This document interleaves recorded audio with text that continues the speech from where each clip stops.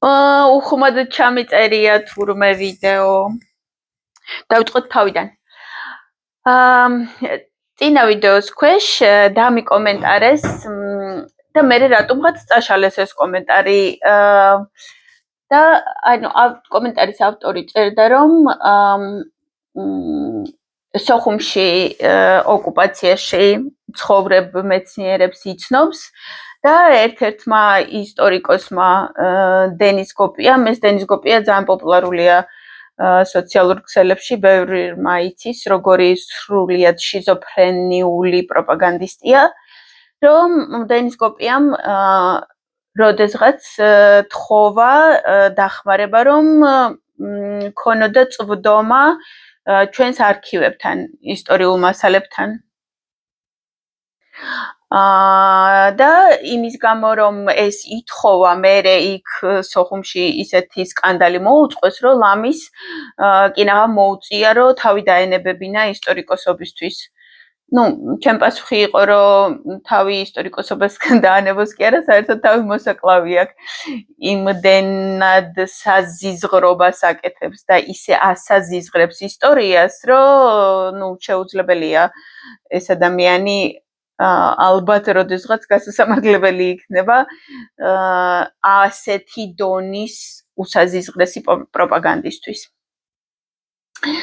და მერე გამახსენდა ჩემი ისტორია, რომელიც მე პირადად გადამხდა, იგივენაირია, ოღონდ სხვა დასასრულით. სოხუმში შემთხვევით ქუჩაში გავიცანი ახალგაზრდა მამაკაცი, რომელიც აღმოჩნდა ისტორიის ლექტორი სოხუმის სახელმწიფო უნივერსიტეტში, ოკუპირებულში. და რაღაც პერიოდის მერე უკვე თბილისში ვიყავი, რამოდენიმე თვე გავიდა ისე, მომწერა, რომ რექტორმა, უნივერსიტეტის რექტორმა თხოვაო, რომ სადოქტორო დავიცვაო, ანუ თვლისო, რომ კარგი ლექტორი ვარო, თვლისო, რომ პერსპექტივა მაქვსო და უნდაო, რომ სადოქტორო დავიცვაო. მე ვუთხარიო, რომ ვიფიქრებო, ოღონდ მხოლოდ იმ პირობით, რომ მე მომეცემაო საშუალება სადოქტორო დავწერო არარუსული ბიბლიოთეკებში არსებული მასალებით,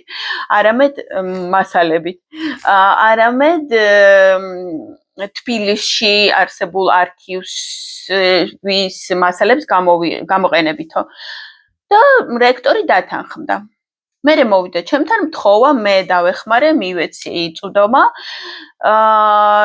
და 2 კვირის მერე მწერს, რომ სრულიად შოქშია, რომ იმდენად შოქშია, რომ ცუდად იყო კიდევაც და საჭმელს ვერ ჭამდა და 2 კვირის განმავლობაში 24 საათი ამ არქივიდან ცხვირს ვერ ვყოფო და 15 კილო დავიკელიო შოკისგან.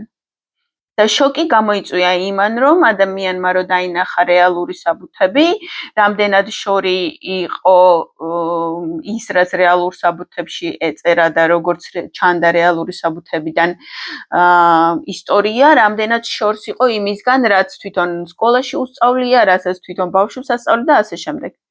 მე კი რა თქმა უნდა მესმოდაო, რომ რაღაც განსხვავება იქნებოდაო, მაგრამ რომ ასეთი რადიკალური და ასეთი თეთრზე შავი, ამას ვერ წარმოვიდგენდიო. მოკლედ რაღაცნაირად დაძლია მერე ეს თავისი შოკი, დაწერა სადოქტორო და პირველი დაცვა რო ქონდა, შეიკრიბა მთელი უნივერსიტეტი, ლექტორიან სტუდენტებიანად და დაცვის დროს, სასწაულის სკანდალი გამოიწვია ამ პროცესმა, ყველამ გაკიცხა, გააკრიტიკა, ლამის კვერცხები ესროლეს. ერთადერთი იყო რექტორი, ვინც მხარი დაუჭირა და დაიცვა და უთხრა, რომ არ მიაქციო ამას ყურადღება, მაინც გააგრძელეო წერა, რაღაცა პატარა კორექტივებს მე რო შეგიტანო, იმის კორექტივები გაითვალისწინეო მხოლოდ. და აი ამ დროს, როდესაც ყველა მას აკრიტიკებდა და უსტვენდა დარბაზში, თურმე ამდგარა ოკუპაციაში არსებობს ასეთი პოპულარული სასულიერო პირი, ჩვენი პეტრე კოლხისნაირი ალბათ. პოპულარული სოციალური ქსელებით სარგებლობს ძალიან აქტიურად და ამიტომაა პოპულარული, იმიტომ არა რომ პეტრე კოლხი დოლჩე გაბანებს იცნობს ან რამე მსგავსია. და თურმე ამდგარა ეს დოროთეი დრაბი და აუდიტორიისთვის უკითხავს თქვენო თუ იცითო ელიშო ჯანაშიას YouTube-იო ასეთი რომ არსებობსო. აუდიტორიას უთქვამს არაო, ხო და გირჩევთო რომ იპოვოთო და უსმინოთო. ეს იყო ან 20-20 წელი, ან 20-21-ის დასაწყის, ალბათ უფრო 20-20. ძალიან ცოტა ვიდეო მედო მაშინ YouTube-ზე, 5 ან 6 ვიდეო იყო ალბათ და ამან მკითხა ეს ელისო ჯანაშია შენ ხარო? ანუ ამან არ იცოდა რომ YouTube-ი მქონდა, არ მithქვამს მისთვის.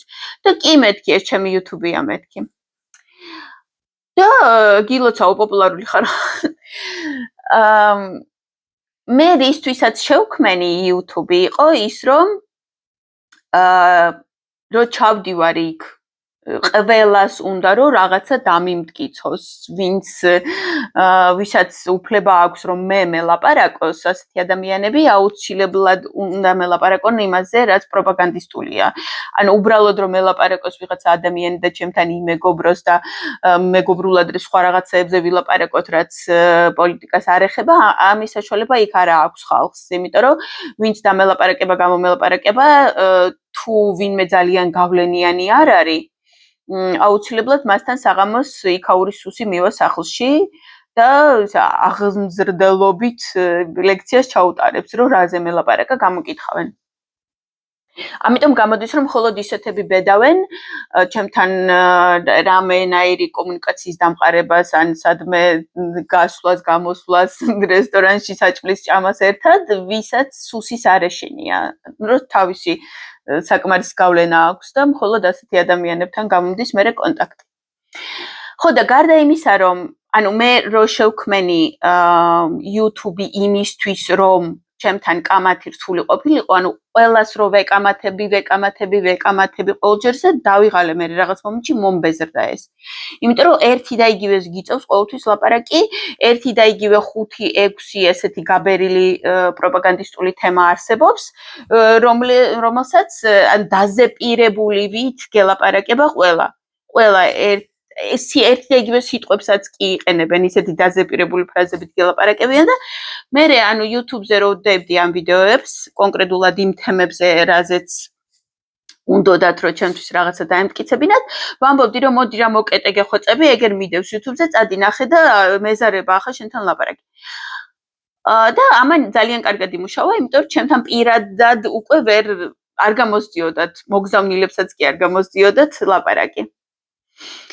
და მე კმაყოფილი ვიყავი რომ ჩემ YouTube-მა ასე იმუშავა და რომ დავისვენე და თითქმის გაჩერებული მქონდა უკვე YouTube-ი, ანუ შეასრულა თავისი ფუნქცია. და ანუ ავამუშავე ისევ მე უკვე ფართომასშტაბიანი რო დაიწყო უკრაინაში, როცა დეოკუპაციაზე დავიწყე ლაპარაკი. თავიდან დეოკუპაციაზე არ ვლაპარაკობ ძველ ვიდეოებში თუ შეამჩნიეთ. და ანუ რისი თქმა მინდა ამით? იმისი რომ პირველი იმან ვინც ეს კომენტარი დაწერა ისეთი კუთხით დაწერა რომ აი ბევრ მეცნიერებს ვიცნობო და დეოკუპაციისთვის თითქოს დეოკუპაციისთვის ამას რამე მნიშვნელობა აქვს, ამას არა აქვს არანაირი მნიშვნელობა. შენ შეიძლება იქ მილიონ ადამიანს იცნობდე და ყველას ძალიან უყვარდე და ყველასთან კარგი ურთიერთობა გქონდეს, მაგრამ ეს არ გეხმარება შენ არანაირად იმაში, რომ იქიდან რუსეთი გააგდო.